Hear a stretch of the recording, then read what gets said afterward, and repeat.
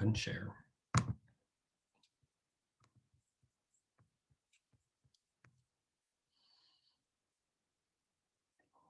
I do this every time.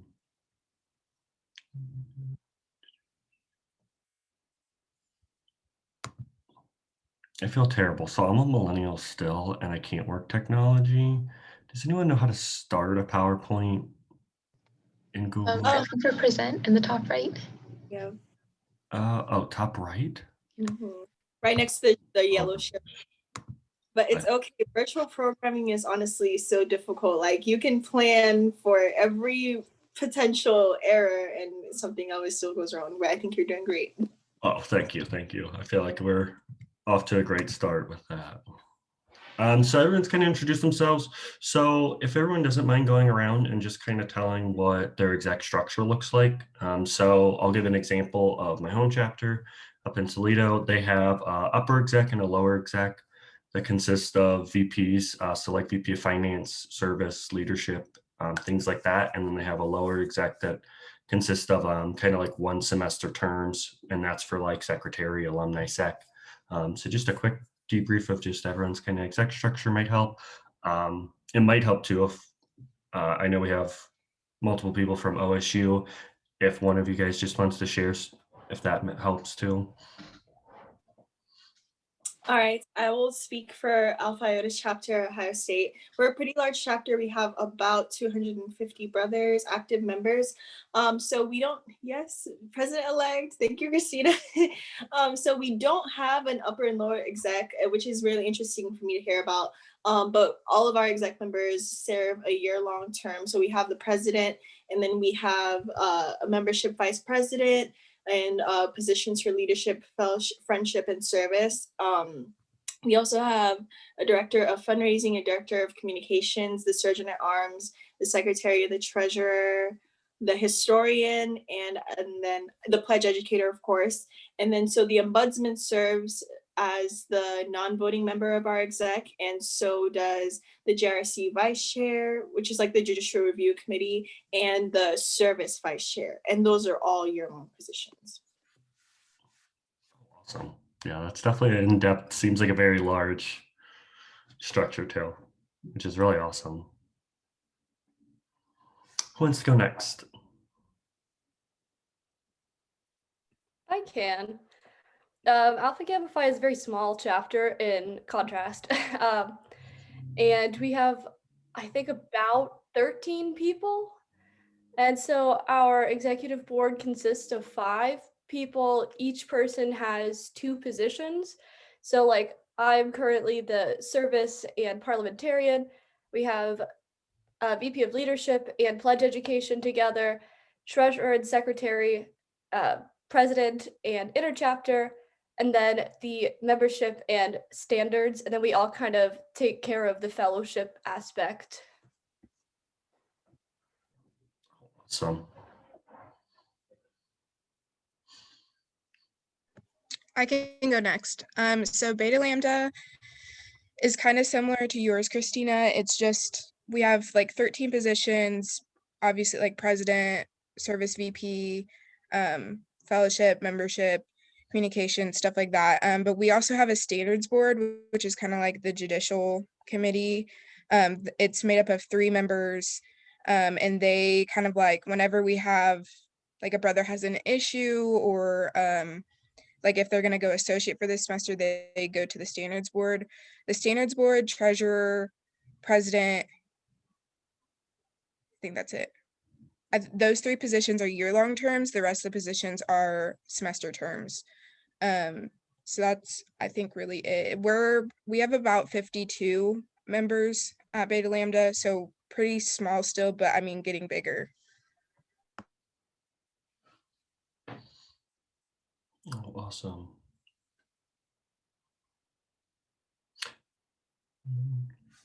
Adam, did you want to go?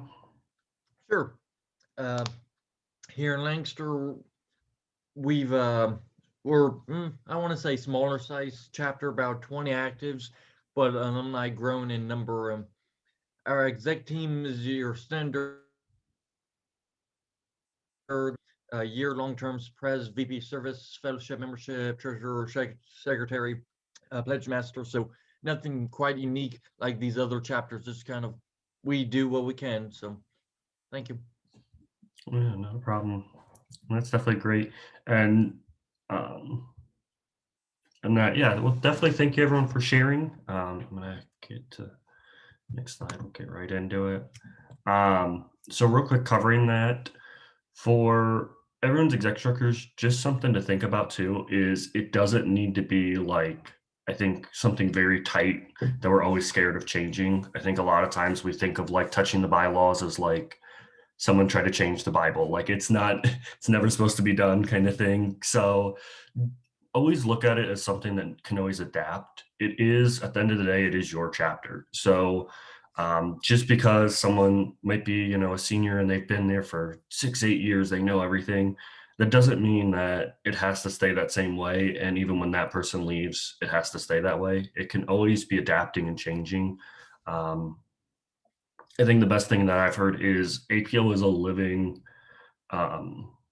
organism, in a great way to describe it, of the bylaws are something that's living and really breathing. And so it needs to adapt, it needs to change. If we all acted the same that we did 10 years ago, we would get no further in life or nothing successful would happen. So that's something really good to kind of think about. Just keep an open mind with hearing some of these things as well. And I know we'll touch on some of the different positions that were just mentioned as well. So our first thing, really diving into, does anyone seem to have positions that they think could be consolidated into one? Or kind of have we seen that maybe it's harder to fill that position and maybe a reason why it might be hard to fill?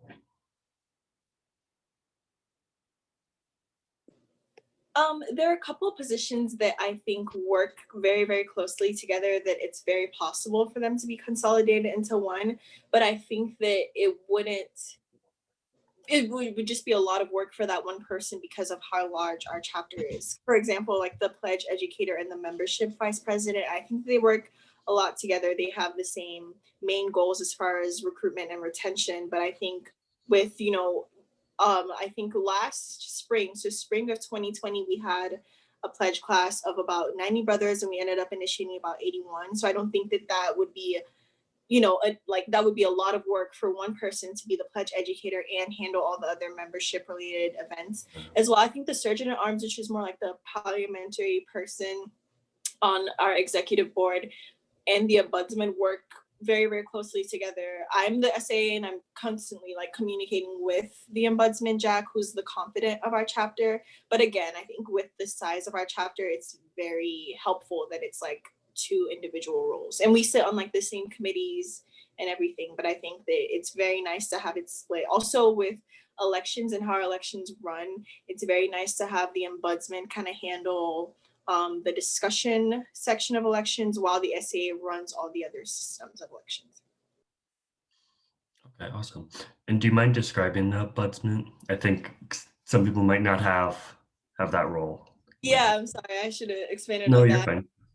As a pledge, hearing about that was like, what even is this word? But the ombudsman is basically just the confidant of the chapter. They're an unbiased point of contact between our chapter body and the rest of executive board. They're elected by the exec, but they're a non-voting member in like the big decisions that we have, changes in our operating procedures and such.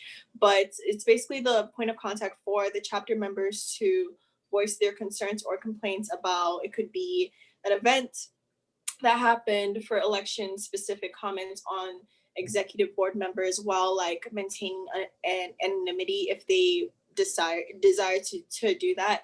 And the ombudsman also hosts town halls at the end of each semester for each exec position, where the exec member isn't there and isn't aware of who attends the town halls, but it's basically just receiving feedback from how that exec member has carried out their role in the year and what tips that members have for the semester to come.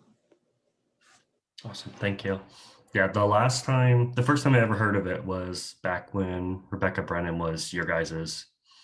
And so I was like, she told me about it. She's like, oh yeah, that's what I'm doing. I'm like, that sounds made up. I was like, ombudsman. I was like, that's not a real thing, but it sounds really great that you guys have that. I would say definitely having especially at that size, a VP of membership and a pledge master is definitely a good thing to kind of separate and have. I wouldn't suggest trying to put those together.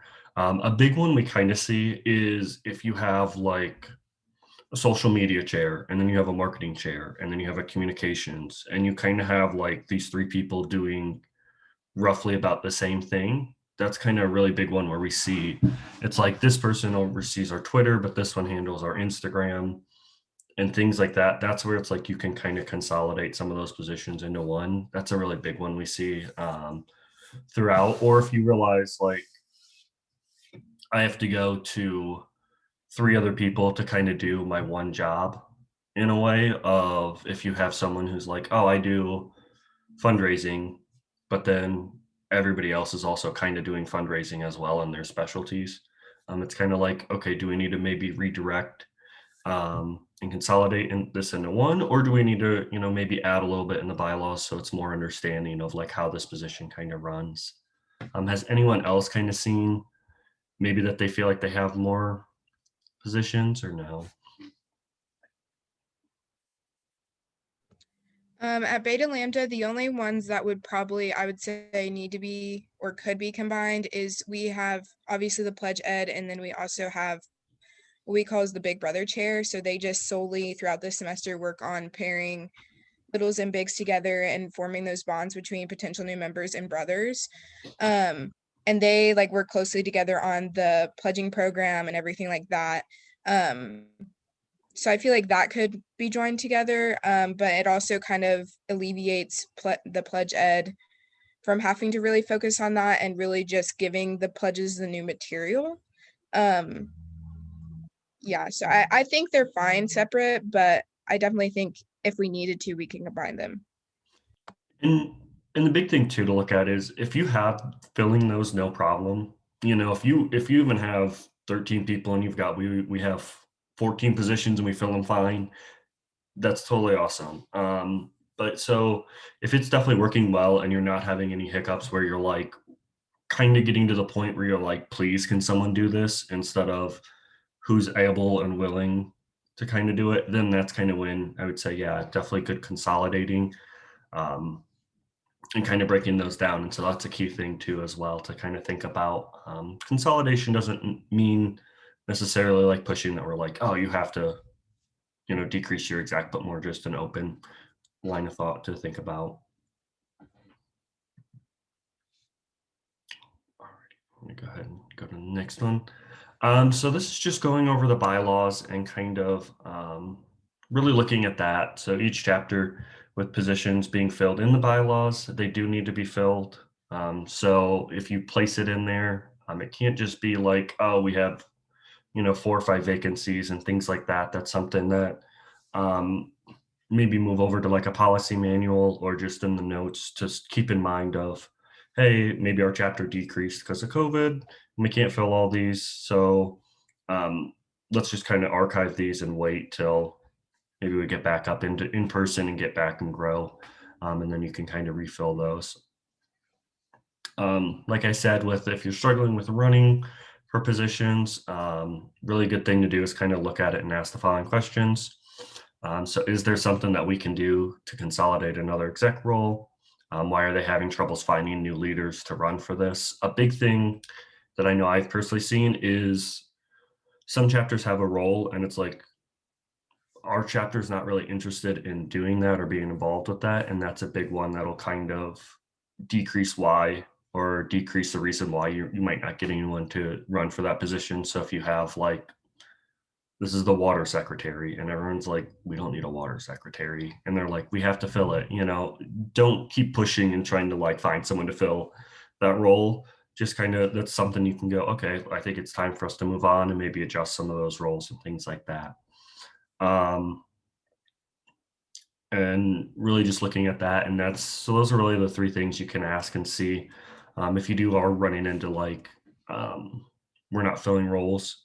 Size can also be another factor kind of into that too, of that kind of plays in of if half of our chapter is on exec, it's probably not, there's probably time to consolidate things like that as well. And then so does the chapter have a program or goal slash project that isn't being led currently on exec? So if you have things like, if you know every year there's I'm trying to think, like a dance marathon, and for whatever reason it's always floating around on who's going to run it or things like that, is they're kind of like those larger projects or goals. Um, for us, we also had a diversity chair.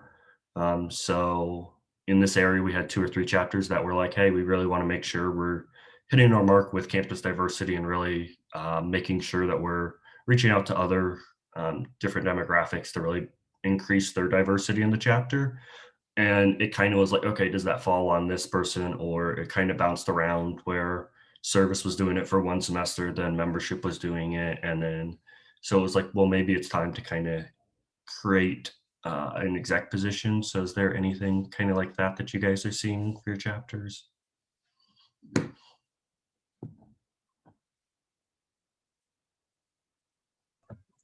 Honestly, Beta Lambda is very last minute, so we kind of just everything's just up in the air.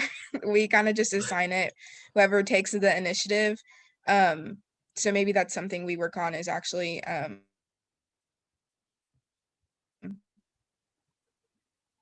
designating those goals or projects to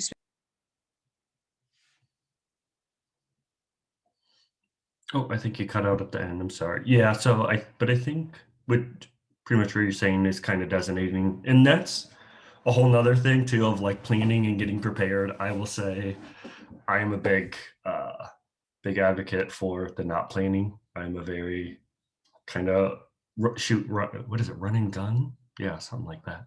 But that's kind of my philosophy too. Of I do kind of do that. So it's taking the time to really think about what you have going on. A lot of things too, a lot of projects you probably have repeating. So think about that of like, you, if you know every spring we have this event, maybe this is time, we can appoint a person to kind of serve on a committee to oversee that event. It doesn't need to be that you elect a whole position, but say, hey, this kind of falls under service. Let's make sure that we are appointing someone before, and they're kind of working with exec and kind of on that role too as well, because it's never hard or bad to just appoint a position for different things as well.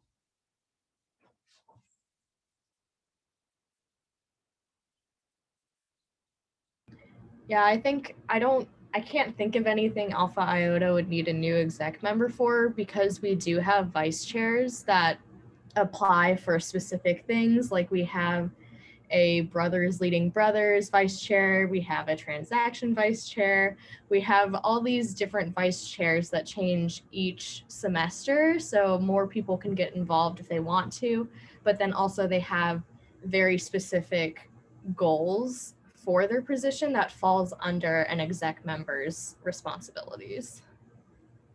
Oh, definitely. Yeah, that makes sense. I'm like loving hearing that. That's like a dream of like an exec that's just like fulfill. Um, so that's really awesome. I think. Sorry. Um, yeah, I think that's definitely always a great thing too. Of like look at different committees, especially planning out and just kind of seeing to have a way to fill. That also touches another thing of making sure that everyone who wants to kind of be in a role has that opportunity to build that leadership. Maybe it's not always going to be, oh, I want to be oversee our whole service program, but maybe, hey, next week I would love to, oversee this small thing. A great example would be at our BG chapter. Um, they pick a philanthropy thing to kind of push towards for the whole semester. And for some brothers, they might not be super involved. They might be kind of, they're always right there with kind of hitting the requirements. They're just kind of going with the flow, which is never bad. They're involved still, but maybe they have a philanthropy that kind of jumps out to them, like they did adopt a grandparent for 1 semester for a big project. And that's all people who didn't typically step up in leadership were like, hey, I can get behind this. And this is something I'd love to be this kind of chair. So that's always a good way to always have that opportunities for them as well. And then, so when was the last time you guys added or removed an exec role?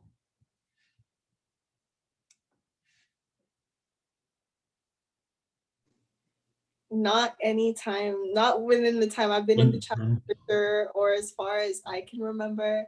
I can imagine that a lot of the positions that we have were added possibly in a boom in membership. That's what I would assume. But I believe, at least for the past 5 years, which is the last president, the president, my pledge semester, her pledge semester, it's all been the same.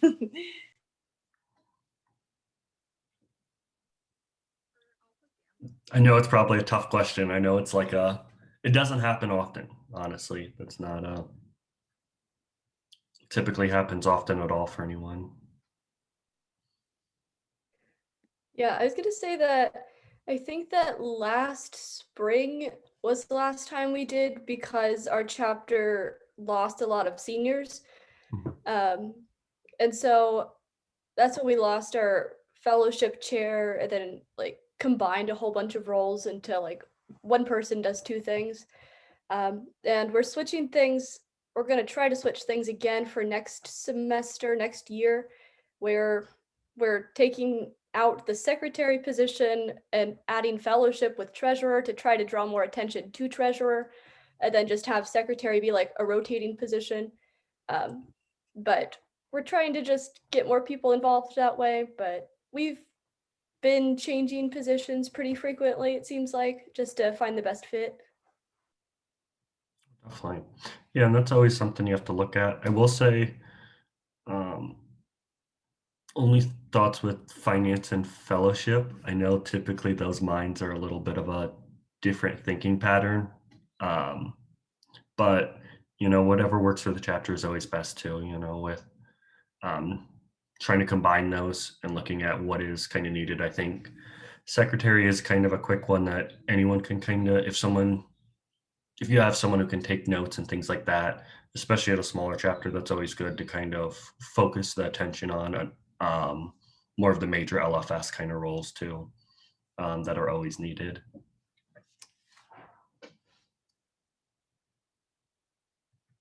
Awesome. So now I just kind of want to have an open time where we just kind of talk. I think we have about 15 more minutes as well, and just see kind of what maybe issues you're feeling like you have with exec, or things you might want to improve with exec, or honestly, any question.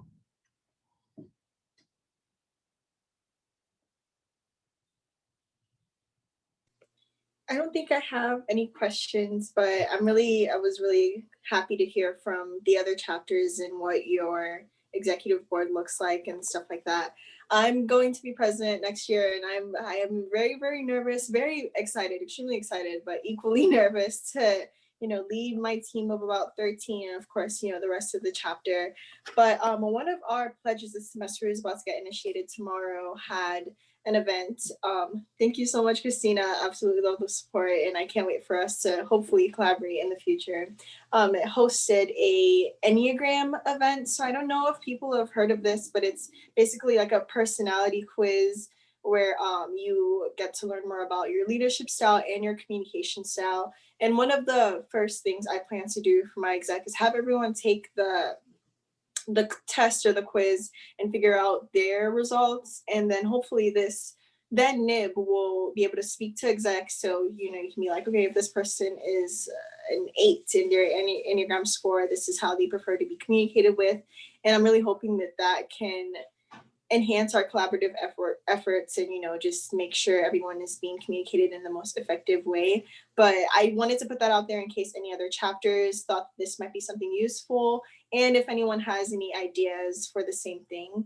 Another thing that I kind of have a question/comment about is it's very common for exec members, I don't know if this is organization-wide, but I know I've seen it in my chapter, to just naturally go through like some APO burnout, especially after you've seen a lot of the behind the scenes stuff and you're so connected to the brothers and you see exec all the time. So does anyone have tips for combating that? I know when I kind of went through an APO burnout, weirdly enough, going to more events and doing less like background stuff and just going to events and talking to brothers definitely helped me. But if anyone has advice, I know Adam, you've been president. We've been at several events together. I think we were both voting delegates this past December. But anyone have any insight from their leadership positions and just tips for being a good president? Because I'm so nervous. The Alpha Iota Bros are here. Just transparency. Like I really do not want to mess it up.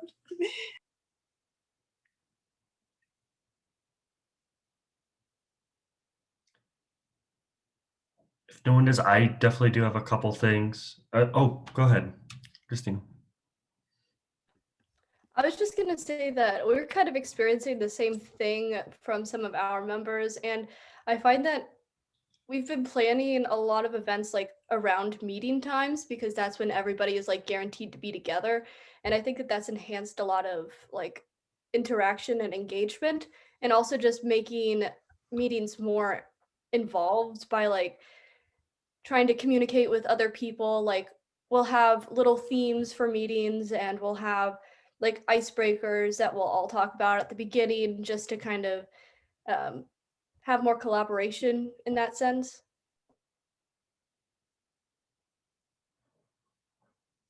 Definitely. A big thing too, I would say, back when I was chapter president up at Toledo, we were right a little bit less than where you guys are. We were about 100 people or so. And the big thing is as president, I always did was I treated myself as like a super secretary. So when my VP of service was like, hey, I want to do the Ronald McDonald House, she was in nursing and she's like, I can't make it there to in person. I was like, don't worry about it. I'll go. I'll take the notes. I'll get it back to you. And VP of fellowship's like, oh, I'm trying to do this with all these other things. Like, boom, I'm there. So it's more supporting them and not necessarily always being like, get things in, do, and more, hey, let me help you get what your goal is because it's going to better the chapter. And also, I found that it helped me because I'm very much a like, I need to have something I'm doing in my own personal baby I'm working on.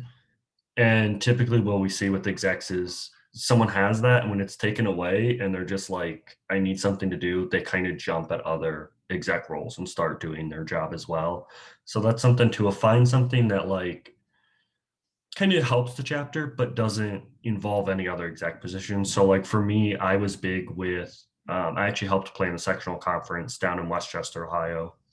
And so I oversaw that, and that was like I got to do LFS and plan all of that for the conference, but I still was able to like maintain and be with my chapter, and it affected nothing that they were doing on exec and be able to support them. So that's always a big thing, especially as president, to kind of suggest. When it comes to burnouts, taking a step back, so having exec meet and go do something that's maybe not non-APL related. So like maybe you guys all go to like a Dave and Buster's or go watch a movie or just something that's like fun and you don't have to talk about APL. You don't have to be like, oh, what are you doing with this? Where are you with this? Just, being people again and being brothers and just taking a step back, and it will spark, like a little bit of a jump to be like, oh wow, this was really fun.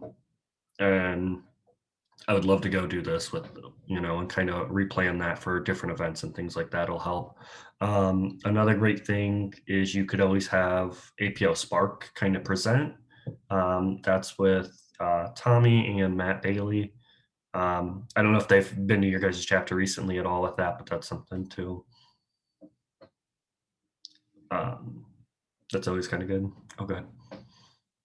No, yeah, I just want to say thank you. Those are really good tips. I think that hopefully, with this, as vaccines start to roll out more, I think we'll be able to have a lot more in-person things. Because our current president now, Caitlin Zarbas, did an amazing job. I cannot sing her praises enough.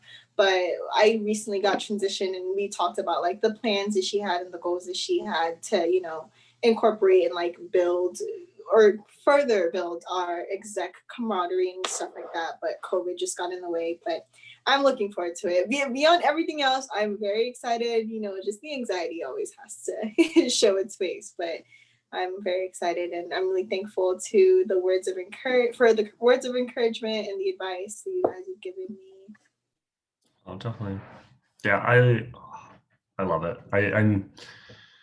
It was definitely a great time. I think too, there was definitely a moment when being chapter president, I would wake up and I'm like, man, this is a bad day. And I'm like, you know what? But still got this role. I was like, oh, this is awesome. So there's always fun things. And yeah, you're do great. There's probably nothing you can do that will be as bad as what someone else has ever done. There's as bad as that is to say, there's always something else out there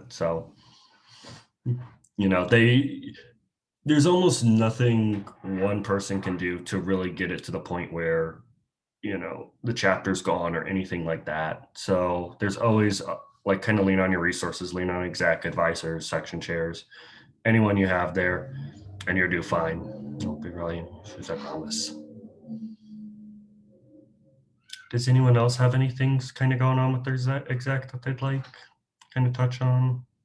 It can be non-exec related. I know with Beta Lambda right now, we're feeling a lot of burnout, especially in exec, just because the only people that continue to be on exec are like they're the same people. So there's not really, I mean, there is some new members and like previous like ones that have been initiated and pledged, they've been kind of stepping up, but not, it hasn't been enough to kind of alleviate that burnout from other members. So like our core exec members that keep coming back are getting burned out. So then they're not wanting to be on exec. So then we're having issues filling the positions. So I think just maybe like, I definitely think we need to get them more involved, like active brothers more involved. So then they'll take up the leadership positions, especially since this May and next May, we have huge graduating classes. Okay.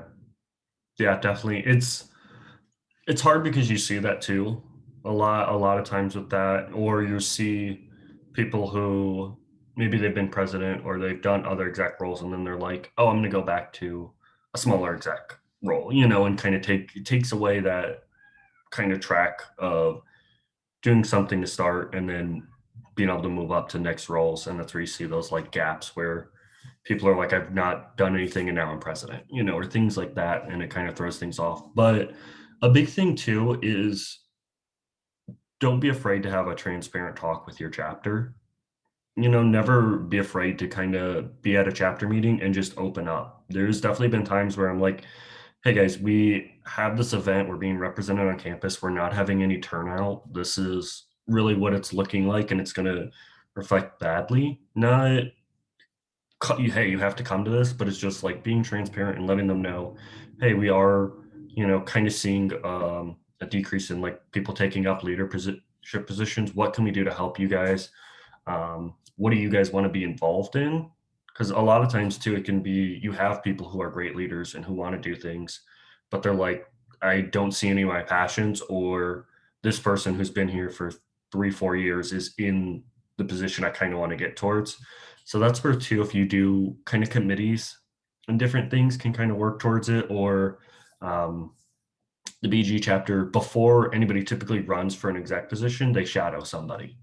So they have to go and make sure that they're at 2, 3, 4 meetings throughout the semester, shadowing the VP of service, going with them, and planning kind of events. So that would help with getting people who might not know the opportunities to kind of get in the role. And if they see that people are doing it, you'd be surprised. It's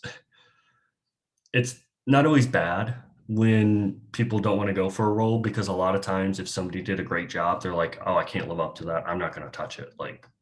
And so it's always concerning a little bit of like finding a balance of, you're like, did I do really bad and that's why everybody wants to do it, or did I do so good that it kind of excited somebody to do it? But that's really finding the balance with those. But really just talking with the chapter too, seeing what they want to be involved in and maybe the direction they want the chapter to go, because that could always also be another thing of, if all of your events are planned for movie nights but they're like, we want board game nights, that's something too to kind of see. And two, with exec, if things are getting burnt out, maybe two, if you're not filling some of those roles, you could always consolidate some of those down and figure out how to scale back on some of those, just so it's you know, you're getting the right people in there and not having to like, people aren't feeling like, oh, well, nobody's running for this. I'm going to do it. I'll just do it, you know. It's, I think a good, oh, go ahead. Oh, sorry. I would definitely echo everything Connor said, and I'm sure that you and all the chapter leaders in Beta Lambda are doing like everything you can to get these positions filled.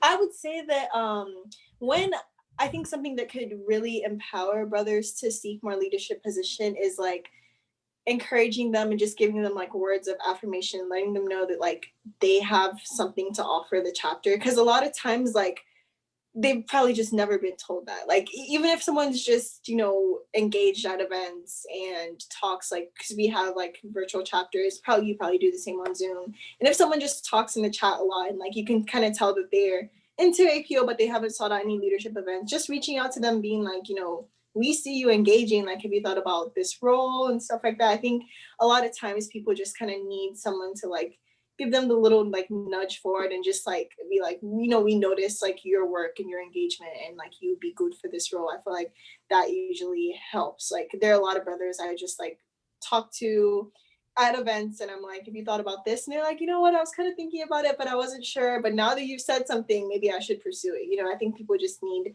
the little word of encouragement. And I just went to Maggie Katz's event. It was more about building community leaders, but she made a really good point, just like letting people know that they bring things to the table and they have a lot of skills to offer and they would be valuable additions to like your leadership in the org, and that could be really helpful. Yeah, 100% love, always encouraging, you know, even if it's the smallest little thing. Kind of don't take things for granted in a way of like, you know, maybe you moved something from here to here and it's like, okay, that seems super easy, but it's like, hey, great job. Like, thank you for doing that. Thank you for showing up. And, you know, that's definitely going to be a really big thing too that will help out. Was there anything else? I know we're coming up on time. If not, oh, I forgot to do an icebreaker. Real quick, let me think. Hold on, let me hit you.